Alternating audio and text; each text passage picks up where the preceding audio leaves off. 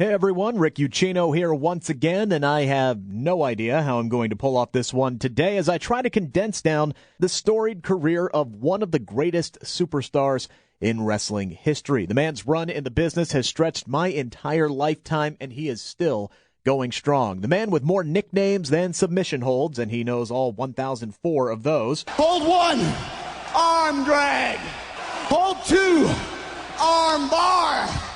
He is Y2J. He is the Ayatollah of Rock and Rolla, the Painmaker. He is Le Champion.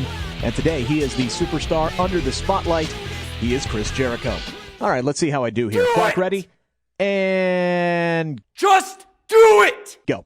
Chris Jericho began his wrestling career at the age of 19, working for a number of promotions all across the globe, including in the U.S., Canada, Mexico, and Japan, before making his way to ECW in 1996.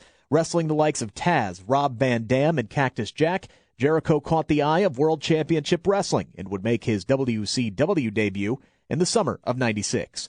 He won the television championship and the cruiserweight title on multiple occasions, but it was his ability on the mic that made Jericho the star of that cruiserweight division, most notably his campaign to wrestle then WCW champion Goldberg during the height of his undefeated streak.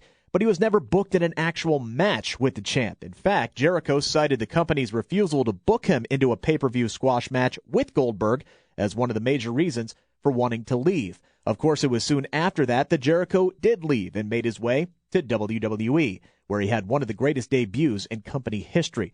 For weeks, these big countdown clocks would appear on the Jumbotron, tying into the turn of the millennium, but it wasn't counting down to the year 2000.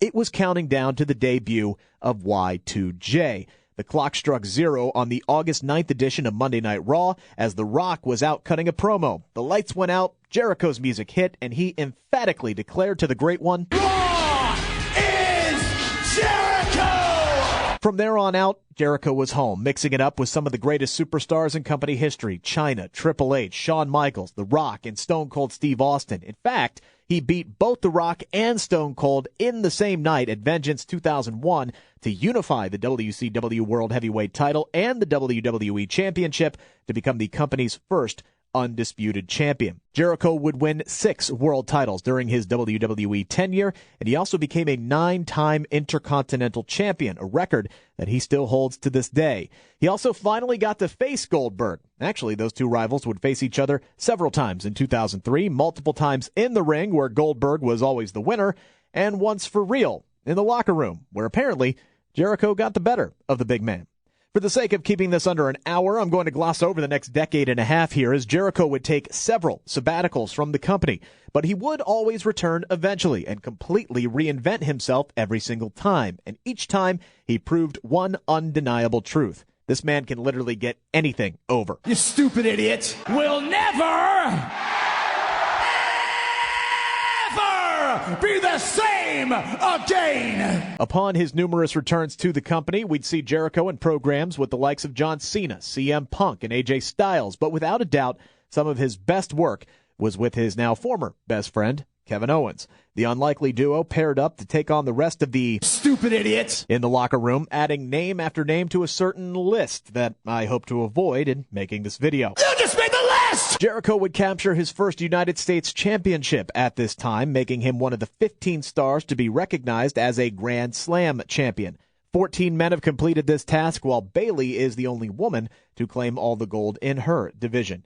After Jericho and Owens' partnership blew up at the Festival of Friendship, the two would meet at WrestleMania 33, where the prizefighter would defeat Jericho to capture the U.S. title. The two would continue their feud over the next few months, but it was around this time that Jericho's time with the company was starting to fizzle out. He'd alternate appearances between the WWE and New Japan for a while, even winning the IWGP Intercontinental Championship. But it was on January 8th, 2019, that Jericho turned the wrestling world on its head when he made a surprise appearance at a media event for AEW and declared himself all in on All Elite Wrestling, signing a full-time 3-year contract with the upstart promotion. Jericho brought instant credibility to AEW and quickly became the company's top star, re-engaging with his New Japan rival Kenny Omega and defeating Hangman Adam Page to capture the company's first World Heavyweight Championship. So far in AEW, his feuds with Omega, Cody Rhodes, and Jon Moxley have proven that he has not lost a step. He's still just as good as he ever was. Oh, and by the way, all of this time, while he's been one of the best wrestlers on the planet, he also happens to be the front man for a successful heavy metal band. He's an actor, author, entrepreneur, and hosts a very popular podcast. Chris Jericho, you talented son of a...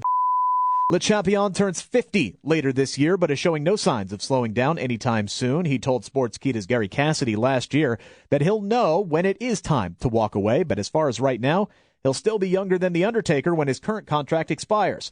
So whether it's chastising a drone, popping a little bit of the bubbly, or winning world championships, Chris Jericho will continue to be one of the best in the world at what he does.